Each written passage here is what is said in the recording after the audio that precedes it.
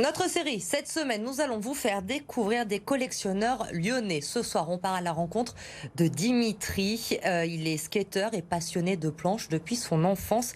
Il a donc décidé d'exposer sa collection dans un musée. Lucie Young. Il en a de toutes les couleurs, de toutes les époques, de toutes les formes. Sur 150 mètres carrés, Dimitri expose près de 600 planches de skateboard.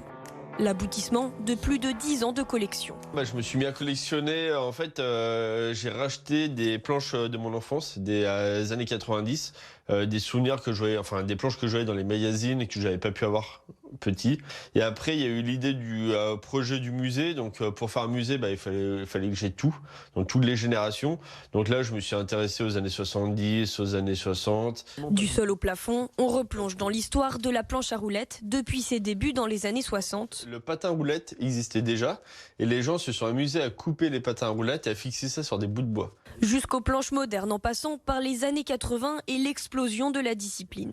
C'est là où le skate a été importé dans les autres continents. Ça y est, ça n'existait plus qu'aux États-Unis. On en trouvait, il y avait des distributeurs en Europe, des revendeurs en Europe. C'est là aussi il y a eu les premiers graphistes à être employés par des sociétés skateboard. Des planches artistiques uniques qui ont toute leur histoire, parfois même leur message politique.